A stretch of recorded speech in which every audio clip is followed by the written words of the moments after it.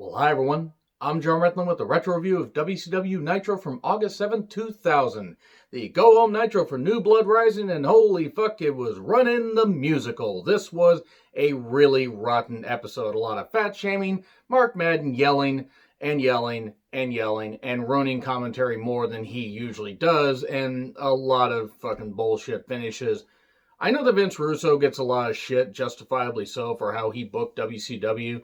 But this was more Russo-rific bullshit. So let's just start with Nash and Scott Steiner arriving. And these two will only, do the nicest things. They won't brawl at all or take over the whole goddamn show. Then there's a mud pit by the stage. Oh boy. Oh boy. We get the Young Dragons versus Vampiro, the Demon, and the Great Muta. There's a ladder at ringside to hype the Young Dragons versus 3 Count at New Blood Rising. And then Tank Abbott's on commentary saying him and 3 Count did a song. Might as well tell Tank Abbott it's good because I don't want him to punch me. I don't care if it's been 20 years. The guy probably has. The guy probably would have, a loaded hand grenade in his goddamn hand. So then we get Cruiserweights diving. We get Kazuyoshi getting up on the ladder because apparently DQs just do not count. You can bring in weapons and everything. Really big ladder, by the way. And Kazuyoshi, who's a very good talent, goes to dive on Vampiro and then just fucking biffs it. I mean, just the ladder gives out under him. He just crashes. It really looked like he hurt himself, so that was fucking brutal. And then we get missed to Jimmy Yang and then a moonsault for 3 from the Great Muta. Okay, cool. That's how you use, a few good talents and Dale Torborg, who was what he was. He did fine, but the Kiss Demon gimmick was absolute shit. The lights out, though, and then suddenly Sting shows up and he attacks all three of the painted guys and, the brothers in paint, if you will. And then he wants Goldberg.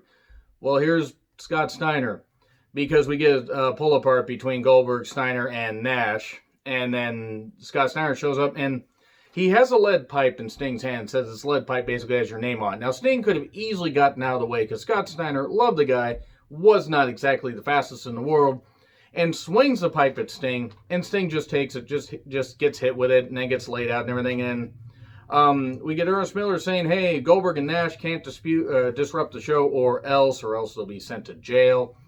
And then says, hey, Scott Steiner, you want to swing a pole? How about we have a pipe on a pole match? Last week, we had Viagra on a pole, so now we have pipe on a pole. I'm sensing the theme here. And it's going to be, it's going to be 2 of, WCW's main event guys, Scott Steiner and Sting, in a pipe on a pole match. That's fucking stupid, but typical Russo. Here's Lance Storm. He wants a match with Booker so he can become a Grand Slam champion since he's already holding the U.S., Hardcore, and Cruiserweight championships. Then Kidman is on commentary and says he will apologize to Tori and make it Tori Wilson Appreciation Night, which will not turn into mean-spirited stuff at all. We then get Chronic versus Jindrak and O'Hare for the WCW tag titles. Perfect event on commentary, and this was absolute shit, and it shouldn't have been because these guys actually were pretty talented, unfortunately, and I say were, unfortunately, in the case of Brian Adams and Sean O'Hare, who are no longer with us. Jindrak's done a great job, having a second career, or basically, a hell of a career in Mexico, doing really, really good stuff. But yeah, it ends basically when, now mind you, the no DQ thing that I talked about earlier, when you can bring a ladder in.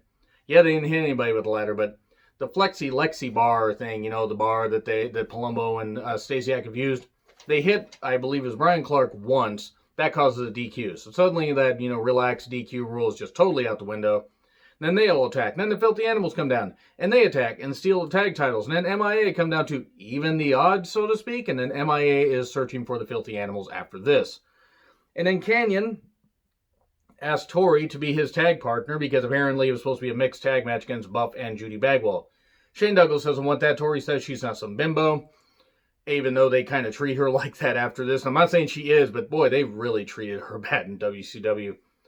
And then the Dawn Marie storyline in WWE. Tori had to put up with a lot of shit in her career.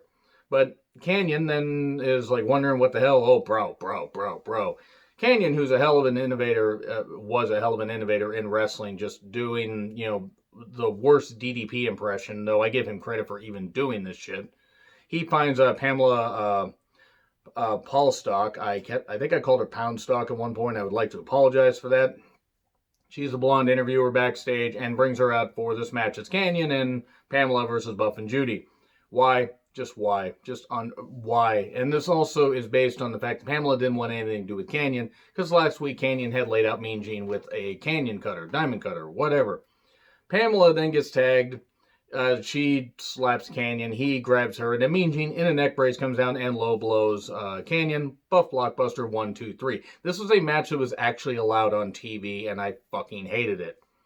And let me make it clear.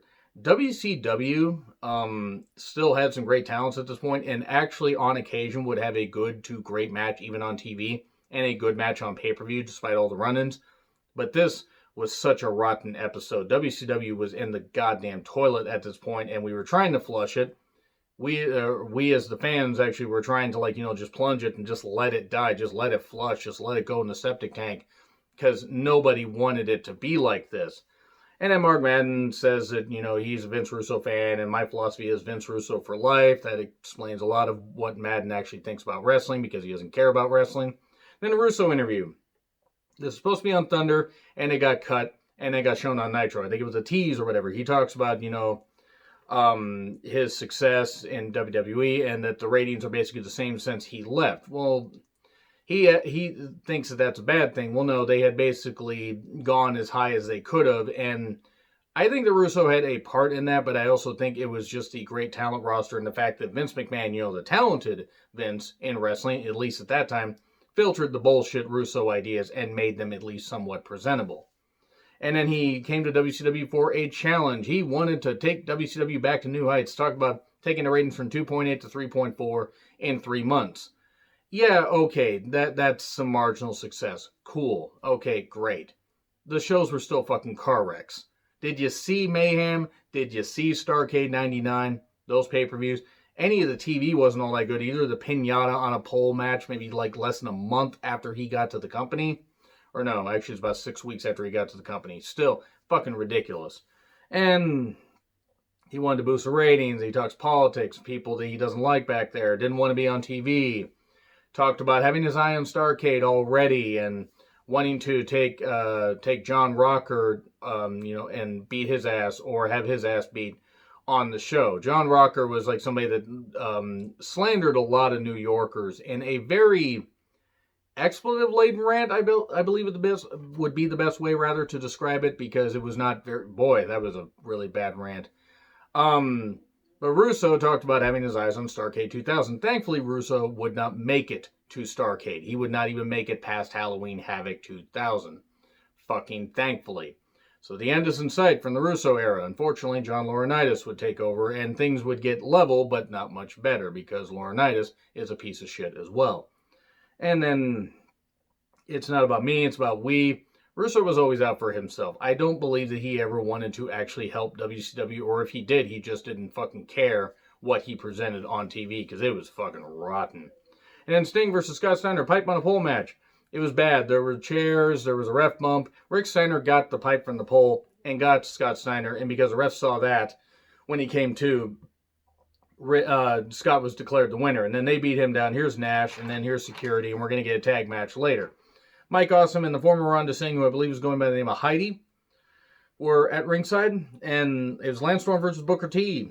Storm going for the Grand Slam. Honestly, I think they should have pulled the trigger here, even though I love Booker as champion. I know they had New Blood Rising coming up, but this would have been a hell of a goddamn thing to see Lance Storm with all 4 championships. But we got fat jokes. And wait, donuts? Nope, they're ham sandwiches, because we're just going to fat shame everybody. This is one of the most mean-spirited Nitros that I've seen in a while. I make plenty of jokes and everything on my videos and don't really care if people find them offensive or not. But there are certain things where I'm like, it's one thing for me to say that as a wrestling fan. It's one thing for other wrestling fans to say that on their YouTube channel. This is a multi-million-dollar company making this shit, and WWE did the same damn thing. And it's just why? Like, what purpose does it serve? All you're doing is alienating fans, or basically saying, yeah, because somebody looks different, let's make fun of them. Yes, that's Wrestling 101, but you can make money with stuff like that. You can't make money with something like this. The Canadian Maple Leaf got locked on Booker. He kept selling the knee, got to the ropes, and eventually would hit the bookend after some reversals, 1, 2, 3. Despite all the fat jokes and all the bullshit and everything, and Mark Madden being a soul-crushingly bad wrestling announcer and radio host and everything. It's hard to believe that anybody wants to give that guy money. I just don't I don't get it. I don't get it with this guy. I just don't know why anybody would have hired him. But yeah, Jarrett then attacks Booker. So the match was actually fine. Jarrett then attacks Booker. He breaks the Canadian flag. That angers Lance Storm. Him and Lance Storm battle out. And then Lance is against the barricade. Awesome and Heidi go to leave. Guitar shot to Heidi. Awesome's upset. Jarrett gets in the ring. Bookend to him. And then Jarrett says that he wants a match with Mike Awesome. And calls her, he calls Pamela Paul Stock, whatever. He calls Pamela slap ass or whatever, this kind of, blonde bimbo, more slap nuts, which, there's some jokes there, but just, I don't get the slap nuts thing. I don't think Jarrett understood either.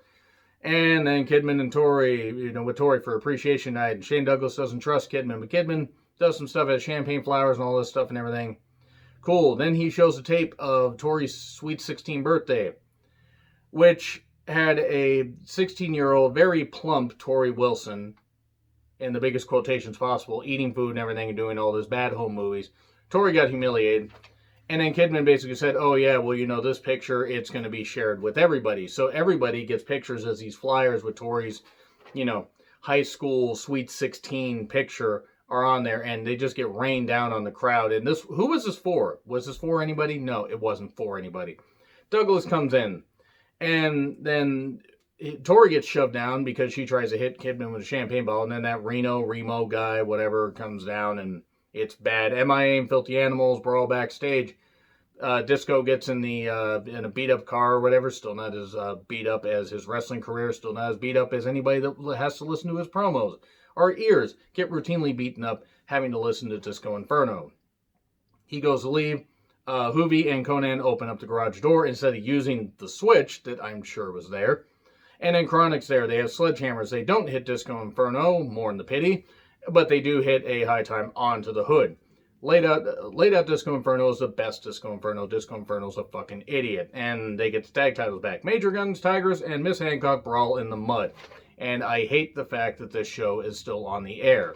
At least at this time. I know it's been 20 years, but still. Fucking stupid. Because Major Guns was there. Tigress, super annoying. And Miss Hancock, there's a lot of hype of Major Guns versus Miss Hancock at New Blood Rising. Jarrett versus Awesome. More fat shaming. Flyers are still around the ring. Storm at ringside. We get a brass knuck shot for 2. Storm gets sent through a table. Stroke for 3. There you go. I'm finishing this up. Kwee then says, again, you wouldn't like me when I'm angry. Steiner versus Sting and Nash, 7 minutes. Messy. It was 7 minutes, I think, even with with the finish. Like after the intro, it was so, or even with the aftermath brawl. That's how bad it was. Rick got powerbombed on the table that didn't break, the announcer's table. Ouch. And then Goldberg runs in, attacks Scott Steiner. Sting wins.